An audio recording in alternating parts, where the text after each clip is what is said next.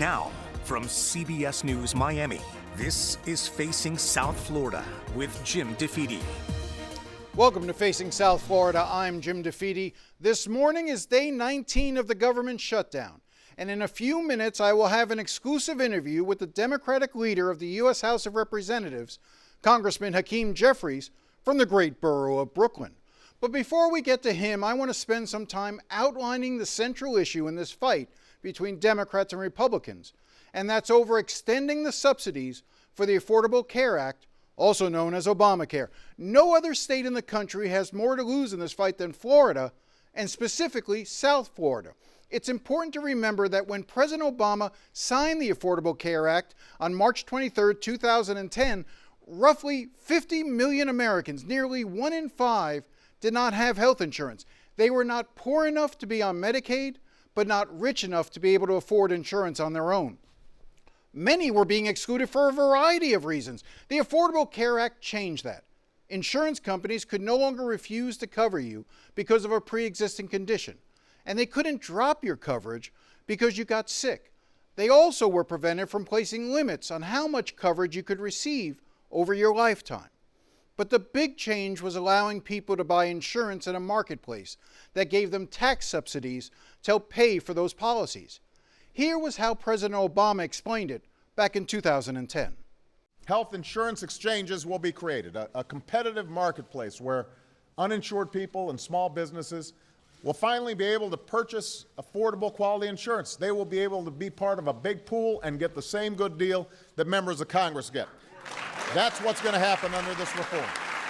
And when this exchange is up and running, millions of people will get tax breaks to help them afford coverage, which represents the largest middle-class tax cut for health care in history. That's what this reform's about. Democrats would argue it worked. By 2016, the number of people without health insurance in the United States was cut in half, with some 24 million Americans receiving health care through those marketplaces.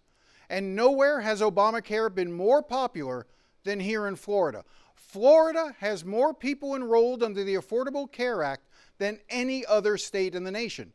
Nearly 5 million people in Florida have health insurance through the ACA. That's 20% of the state's population. And in South Florida, the numbers are even more staggering. Take a look at this. Out of the 435 congressional districts in the entire United States, the top 5 for Obamacare are in Florida, and 4 of the 5 are in South Florida. In Maria Elvira Salazar's district, more than 298,000 people are enrolled in Obamacare. That's 38% of her constituents. Carlos Jimenez has more than 287,000 people enrolled, and Mario Diaz-Balart has an additional 258,000. That means those 3 Republican members of the House have more than 840,000 people relying on Obamacare and those subsidies. And here's where we get to the shutdown. During the pandemic, Joe Biden signed the American Rescue Plan and the Inflation Reduction Act. As part of those bills, they increased the Obamacare subsidies so that more people could have health insurance. Now, after being in place for the last 5 years, those increased subsidies expire at the end of 2025. Democrats want to make those subsidies permanent, while many, not all, but many Republicans want them to go away. And since Trump's return to Washington in January, Republicans have been calling the shots. Republicans control the House, they control the Senate, they control the White House, and the Supreme Court. Democrats are largely irrelevant, except for right now. Right now, they have a little bit of power. There are 53 Republican senators, but in order to pass a spending bill to fund the government, Republicans in the Senate need 7 Democrats to get to the required number of 60 to move the spending bill forward. And so Democrats in the House and the Senate have united around this one issue. Before they vote to reopen the government, they want to make a deal to extend the Obamacare subsidies. They argue it is the only time they will have the leverage to do so. And what happens if those subsidies are not extended? What happens to the insurance rates? Let's take a look. In Congressional District 26, represented by Mario Diaz-Balart, a 60-year-old couple with a combined income of $85,000 a year will see their health insurance increase from $602 a month to $2,754 a month. That's a 357% increase. In Congressional District 27, represented by Maria Elvira Salazar, it's the same story, same numbers. Their health insurance will increase by more than $2,100 a month. Over the course of a year, that's more than an additional $25,000 they will have to pay for their health insurance. And in Congressional District 28, represented by Carlos Jimenez, the cost for that 60-year-old couple will jump from $602 a month to $2,907 a month. That's an increase of 383%. On Thursday, Jimenez appeared on CNN and was asked by Wolf Blitzer about the impact of losing those subsidies. Are you comfortable with health care costs skyrocketing right now to millions of Americans without those subsidies? Well, look, this is something that the Democrats created when they actually implemented those subsidies. They're the ones that created this endpoint, this cliff, for lack of a better word. So it's a Democrat-created crisis, and the continuing resolution. All they need to do, look, why don't we just open up the government, and then we can have the discussions about these subsidies. As you know, I am a co-sponsor on a bill that was filed by Jen Kiggins of Virginia that extended those subsidies for a year. I actually believe that the Democrats actually want those subsidies to expire. And they don't want to come back and talk about it, because if we actually end up extending that, it'll be the Republicans who did it. This is a crisis created by the Democrats some years ago when they actually created the subsidies to begin with. Democrats point out that when Jimenez says he wants to extend the subsidies for a year, what he's really saying is he wants to keep them in place through next year's election, and then once he's reelected, then the subsidies can go away. Salazar seems more open to keeping the subsidies in place, which is understandable because remember, she has the #1 congressional district in the country on Obamacare. Here she was last month on Meet the Press. If you like Obamacare, you keep Obamacare. And if we're helping you because you need it, my district needs that help, and I'm more than willing to continue giving with the subsidies continued. We have to study it. Let's see what we're voting on. But I do know that I'm not taking health care away from anybody. Or the affordability for it. Of course. While Salazar may be the most vulnerable Republican in South Florida, Mario Diaz-Balart is certainly the safest. Here he was last Sunday talking to NBC6's Jackie Nesbroll. What it does prove is that the Obamacare that was supposed to lower rates, keep rates really, really low and make it accessible to anybody and everybody, was an absolute lie, a sad joke to the American people. It's worth noting Diaz-Balart voted against Obamacare in 2010. He voted to repeal it in 2011. He voted again to get rid of it in 2017, and all of this even though more than 250,000 people in his district rely on those subsidies so they can have health insurance. And in a way, that is one of the reasons Democrats admit they have struggled in Florida. They have not been able to connect Republican policies in Washington to the impact of those policies here in South Florida.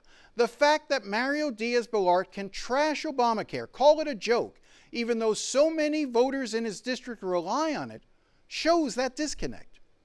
Which is why having Hakeem Jeffries, the Democratic leader of the U.S. House, sit for an interview with me is so interesting.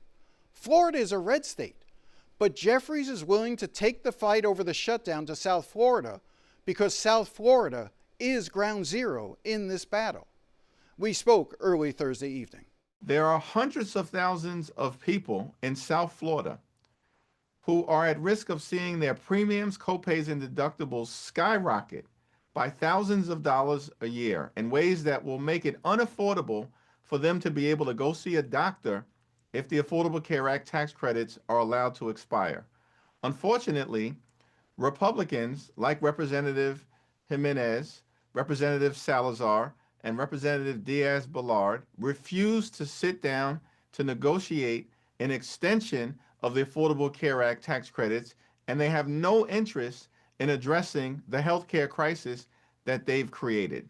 We are ready, willing, and able to sit down in a bipartisan way to reopen the government, to enact a spending agreement that makes life better for the people of Florida and beyond, but that also deals with this health care crisis that is central to the quality of life of the American people in an environment where the cost of living in Florida and throughout America is already too high. Grocery prices are too high. Electricity bills are skyrocketing. Housing costs are too high. The cost of insurance is unaffordable generally. And now the availability of health care is at risk because of the Republican refusal to extend the Affordable Care Act tax credits. Well, the Republicans would argue that they're willing to have a negotiation, but only after the government is reopened. So it becomes almost a chicken and egg issue here. You know, Democrats say they want the negotiations to take place now during the shutdown. Republicans are arguing that they are happy to have negotiations on extending those tax credits, those tax benefits for the ACA, the subsidies, but only after the government is reopened. Why not reopen the government if basically the Obamacare subsidies don't expire until the end of the year? Open enrollment starts on November 1st.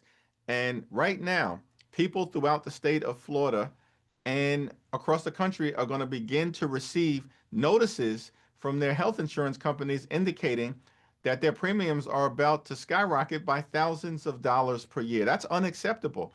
And it's a crisis that Republicans have caused, and it needs to be addressed right now. We want to do it in a bipartisan way. We want to open up the government immediately. Unfortunately, House Republicans have literally been on vacation for the last 3 weeks.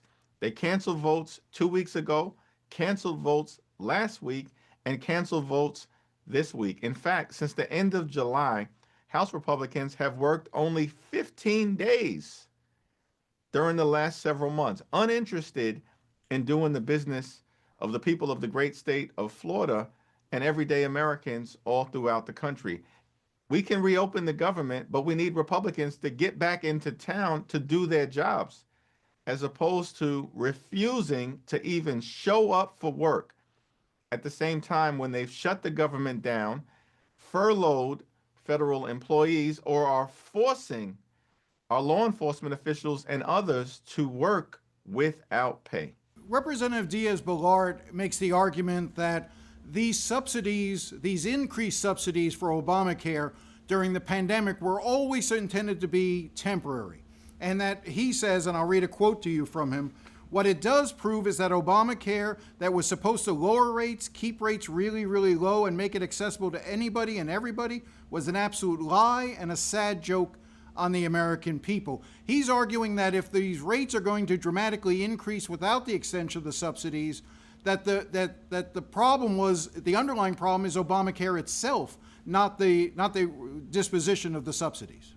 The healthcare system in this country needs to be dramatically improved. The problem is Republicans have shown no interest in making those improvements. Instead, they continue to attack the health care of the American people, largest cut to Medicaid in American history. They are possibly triggering a $536 billion cut to Medicare if Congress doesn't act at the end of the year because of what Republicans just did, like Representative Diaz-Balart, Representative Jimenez, and Representative Salazar, in voting for the one big ugly bill.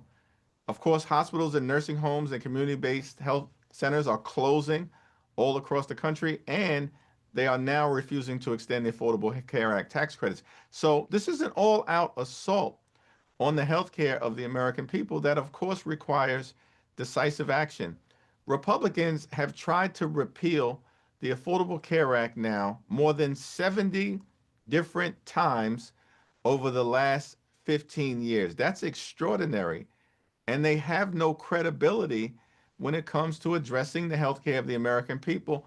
Yet and still, we want to sit down with my Republican colleagues when they return to work to negotiate a bipartisan path forward toward reopening the government, enacting an enlightened spending agreement, and addressing the health care crisis that Republicans have created.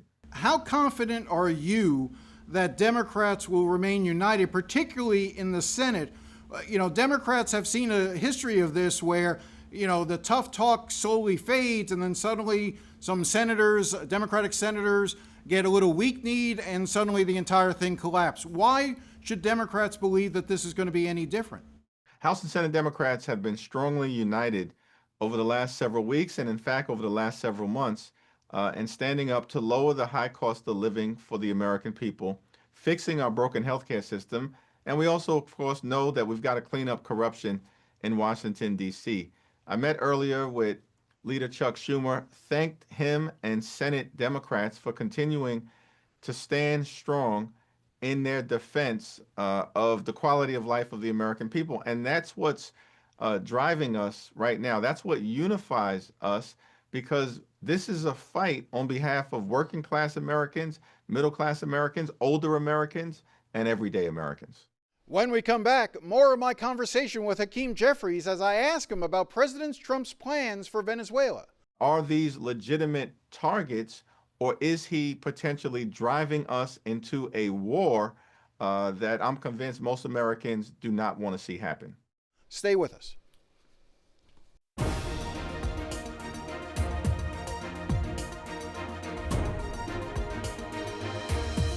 Welcome back. We continue my conversation with Democratic Leader of the U.S. House of Representatives, Hakeem Jeffries. I ask, of all the issues Democrats could have decided to fight over, the mass firings, the use of federal troops in cities, the alleged abuses by ICE, why draw the line on health care? Well, it's important for us to push back on a whole range of issues, including the Trump tariffs, which are increasing the cost of living for people all across the country by thousands of dollars per year. And of course, the fact that Donald Trump and his administration have unleashed extremism on law-abiding immigrant communities in ways that are breaking up families and in some cases targeting young children who are American citizens. That's completely and totally unacceptable. And I know the pain of that extremism is being felt by so many families down in South Florida, and that is extraordinary and is something that cannot be allowed to stand. At the same period of time, the healthcare crisis is ever present.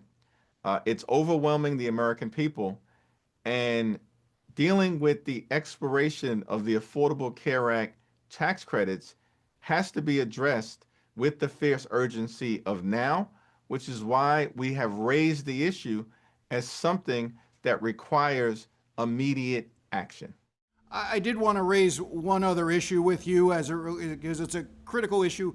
It's sort of local for us, even though it's an international issue, dealing with Venezuela. We see the president's aggressive actions in terms of striking boats off the coast of Venezuela. We now learn that he's also authorized lethal force by the CIA inside of Venezuela.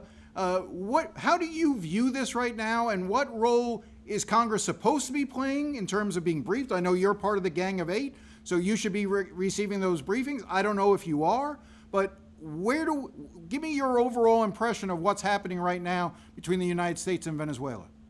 Well, it's incredibly important that Donald Trump brief members of Congress so that we can stay in close touch with the people across America that we're privileged to represent. That is the role of the United States Congress. And unfortunately, what we've seen from Donald Trump and his administration continues to be a go it alone, my way or the highway approach. We have called for the administration to brief the Congress immediately. It's my expectation that that should happen sooner rather than later so that we can be fully informed about Donald Trump's intentions, what he's been doing. Are these legitimate targets, or is he potentially driving us into a war that I'm convinced most Americans do not want to see happen? Mr. Leader, I appreciate your time, and I don't mean to catch off guard, but literally while we were sitting here talking, it appears that John Bolton has been indicted by a grand jury. I realize you don't know the facts surrounding that case, but this is now the third indictment against perceived enemies of the president. Do you have a general reaction that you want to share? There are many people who live in South Florida now, enjoying the freedom of the United States of America, who know what it is to deal with a government that turns against its own people and unleashes extremism and authoritarianism. And it's unfortunate that what we've seen is the weaponization of the Department of Justice by Donald Trump and his administration against people who are perceived to be adversaries of his. And that is unpatriotic, unacceptable, and un-American. When we come back, an update on the fight over a proposed presidential library on land owned by Miami Dade College. They didn't give notice. They didn't do discussion. Nobody was there to watch them. This was a deal done in the dark. Stay with us.